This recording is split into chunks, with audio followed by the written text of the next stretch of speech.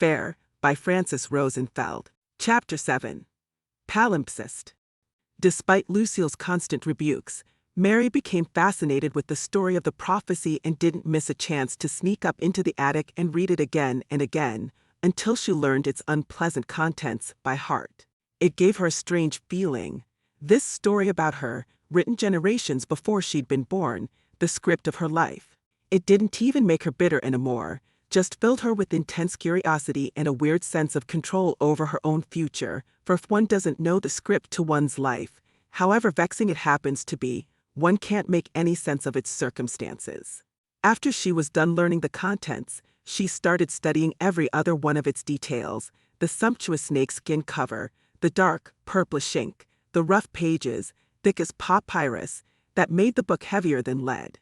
She caressed the rugged surface for the 100th time, as if trying to read the cursive writing with her fingers. The surface was not even, it had continuous indentations that flowed on the page like text, but didn't follow the well-known flourish of the old writing. She looked closer and gasped. Almost unnoticeable, the writer had done a wonderful job scraping off the old content before he wrote over it. Underneath the dark purple lettering there was an older writing, undoubtedly the work of a more educated hand. Mary was about to jump and run to her aunt, to tell her about what she'd discovered and ask for assistance in deciphering the contents. But then she remembered that her aunt forbade her under threat of punishment to go near the book of prophecy again, so she reconsidered, put it away and retired to one of her mindless chores to develop a strategy going forward. Over the following weeks, she spent a few hours every day painstakingly making out the old text, sometimes one letter at a time, and then running into the desert and scratching it into the soft soapstone sides of a small cavern she had discovered, until the entire contents of the book embellished its walls like ancient murals. She never tired imagining who the original writer might have been, or what the text said, because, sadly, the language was unknown to her, with its strange stick-like characters that gave it uneven rhythms and the rugged quality of an art form meant to be chiseled in stone. During her daily routine, whatever she happened to be doing at the time, her mind was always focused on her new project, which gave her a reason to look forward to each day.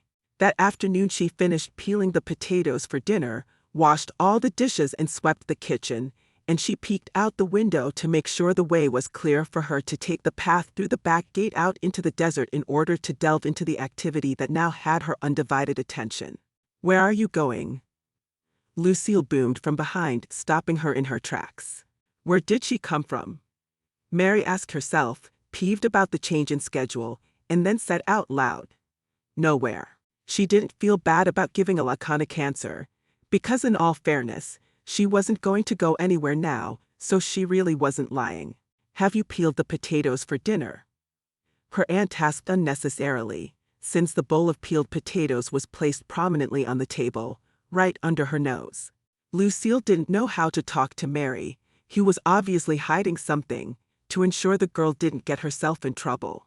She stared her down, only to be met with the usual confused stare, and then sighed and abandoned pursuit. "We have guests for dinner tonight. We need everything to be just right. I'll make pot roast," she boasted, pleased. Mary cringed since she couldn't stand pot roast, but said nothing. "Who's coming, Aunt Lucille?" she asked. "Rosemary and Gazelle dear." Lucille choked down the extraneous commentary, more suited to grown-up talk than sharing with a child. "Oh," Mary said, turning one shade paler, because Rosemary's visits always upset her aunt greatly, and the poor girl had to brace against a mound of dirty dishes and Lucille's unbearable mood after she left. "Why doesn't she ever go to Rosemary's? Why do they always have to come here?" she asked herself, and then she remembered Rosemary's husband and his alleged fondness for Lucille, and figured that would move the situation from the frying pan into the fire. She sighed, inside her head, of course, if one could conceive of such a thing, because she couldn't take it anymore when her aunt gave her one of her half-hour guilt trips about lack of gratitude and missing for nothing, and moved about the kitchen quietly to bring out the china, polish the silverware and set the table in a way that ensured nobody could find anything objectionable about it. The dinner unfolded exactly as Mary had imagined it, with the invisible sharp arrows of wit flying precariously close to her head between Lucille and Rosemary, while Gazelle interjected completely absurd and, unbeknown to her, inflammatory commentary at the least appropriate moments. So, my dear Lucille, don't tell me you're the last to hear the news again.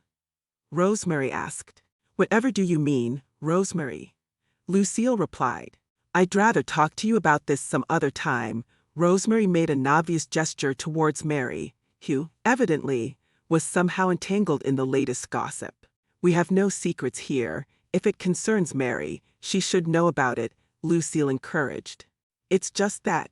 Well, you see, I'm sure it's just talk, Lucille. I don't mean to bring strife into your household. Rosemary looked down, waiting for Lucille's encouragement to continue. Sure you do, the latter thought. That's exactly why you are here. She then continued out loud. What could possibly have emerged that all of us don't already know? She asked. Well, people talk. Rosemary paused.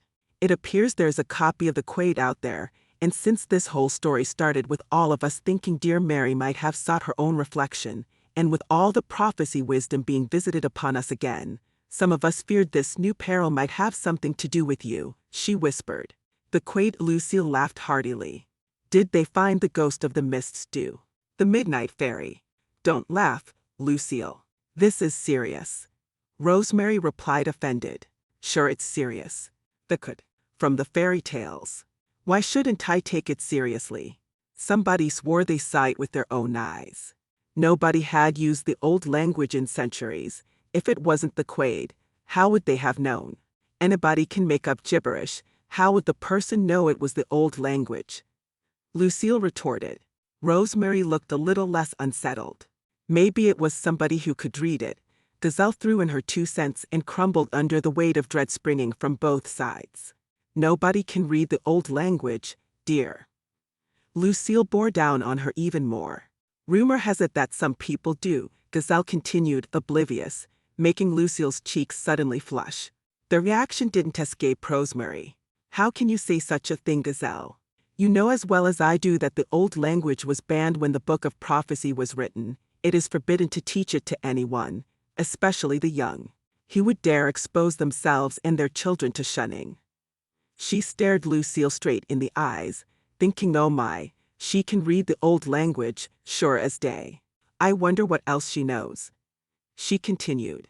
You didn't hear any of this, Lucille. I was hoping to learn more about it from you. Why, with your family descending from the scholar's line, she pushed. Lucille got instantly aggravated. Being a descendant of the scholar's line had been the bane of her existence and something she had tried to make people forget her entire life.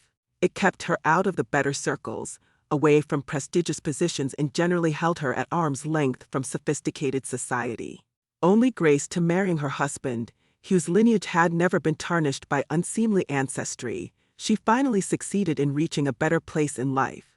The fact that Rosemary never missed a chance to bring that up really did a number on her stomach acids. She paused for a second to express disapproval, and then answered. Of course not. We never discussed forbidden subjects in my family. I'm surprised you'd even ask. Please forget I said anything then. You know, I've been waiting for that exquisite peach pie of yours since the beginning of the evening. Do you think we should start dessert? Rosemary smiled sweetly. Mary breathed a sigh of relief because she could finally skip out to the kitchen and sort out what she'd just learned, without the all-knowing stares of Rosemary and Lucille reaching all the way to the back of her head. She made a mental chart of knowns and unknowns. Lucille could read the ancient language. Somebody had discovered the cavern. The even older writing under the old writing was German, and nobody really knew what it said. The best part of her analysis was that regardless of the content of the older writing, the modified prophecy written over it was no longer relevant. She reminded herself to find out everything she could about the scholar's line, transferred the peach pie to the silver platter that had made it out of the attic and back into the dining room, despite its reflective properties, and brought dessert to the table, to the guests' delight.